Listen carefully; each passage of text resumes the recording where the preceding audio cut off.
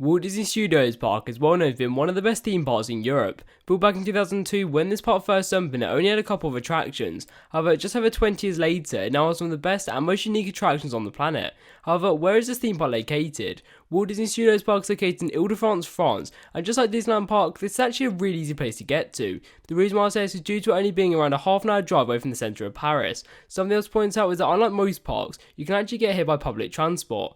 However, in terms of the park itself, their main roller coaster is RC Racer. Built back in 2010 by Intamin, this is one of their surf rider coasters, and even though it's quite unique, it was still a fun ride. To start off with, it has one of the best themed queue lines in Europe. This is then followed by the station, and just like the queue line, it has some nice theming along with some great sound effects. However, the ride itself just brings it on to the next level. It's got some great launches along with the height itself. Overall, it's a fun coaster and definitely something to experience. The only other coaster at the park comes with the name of Crush's Coaster. It's got some great drops along with some decent turns. However, by far the best part of the ride is the theming. This was most notable on the station and was honestly just amazing. Something else to point out was that just like RC Racer, this also has some of the best themed trains in the country. This is due to them having some decent restraints and almost some great theming. However, even if this is the case, the only negative about this coaster is the queue line. And by no means does that mean it's bad. However, apart from a couple of signs, it didn't really have any theming. However, if you put this aside, it's still a great coaster. But besides the coasters, the park does also have some great attractions. Some of my favourites include the Twilight Zone Tower of Terror, and this was by far my favourite ride at the park. To start with, it's got some great theming both the queue line and also the ride itself, and unlike many attractions in the country, this also had a pre-show,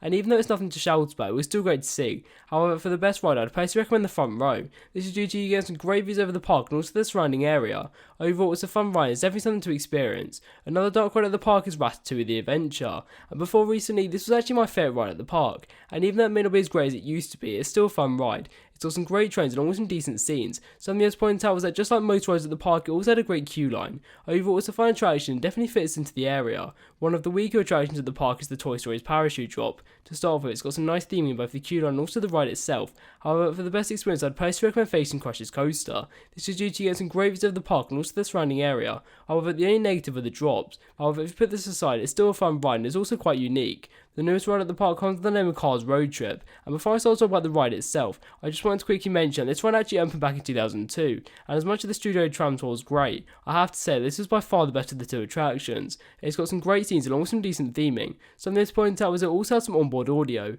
Overall, it's a fun attraction, it's definitely worth the ride. Another great ride at the park is Cars Quattro Roost Rally, and even though it's definitely the weaker of the two attractions, it was still great to experience. To start off, it had a nice queue line with some great theming along with some decent posters. However, the ride doesn't disappoint either. It's got some great spins along with some close interactions. Overall, it's a fun ride, but it's nothing to shout about. Another family attraction at the park is Slinky Dog's Zigzag Spin, and this is actually one of my favourite attractions at the park. It's got a great queue line along with a decent station. However, even though this is great, the ride itself is still quite fun. It's got some nice turns along with a bit of airtime. Something to point out is that this also has one of the best zero cars on the planet. Overall, it's a fun ride and it's definitely a classic. The last ride at the park comes with the name of the Flying Carpets over at Agrabah. To start off with, it's got some nice theme both the queue line and also the ride itself. However, even if this is the case, it's definitely one of the weaker attractions at the park. The reason why I say this is due to the ride being quite slow and also not really having much to look at. Overall, it's a decent attraction, however, I wouldn't rush to it. But in terms of entertainment, Walt Disney Studios Park are some of the best on the planet. This is due to them offering shows, parades, and also character interactions. And on my visit, I only got to watch one of their shows. However, I have to say that it's definitely something to experience. But in terms of other information to visit Walt Disney Studios Park, I'd post try arriving at the park at least half an hour before the advertised opening time. This will then allow you to get into your first attraction and hopefully be near the front of the queue. However, in terms of what ride to head to first, I'd personally recommend heading straight to Crush's Coaster. This is due to it being the most popular ride at the park and also having a very low capacity. However, after you finish your ride, I'd personally recommend taking a look around the park and experiencing some more of their attractions.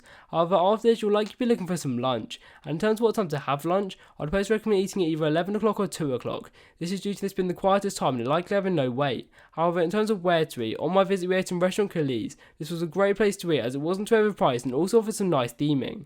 However, after you finish your lunch, I'd personally recommend taking another look around the park and experiencing some more of their attractions. However, once the park closes, you'll likely be looking for some merchandise. And just like Disneyland Park, this has some of the best on the planet. But in terms of how long you need to spend at the park, I'd personally recommend spending around a day. This will then allow you to get most of the attractions and even get some re-rides. But what are my overall thoughts on the Walt Disney Studios Park? The Walt Disney Studios Park is one of my favourite theme parks in Europe. From some of the best attractions in the country to some of the best theming on the planet, it's honestly one of my favourite theme parks. However, what is your opinion on the Walt Disney Studios Park? Make sure to leave any thoughts down in the comments below. Thank you for watching, I'll see you in the next one.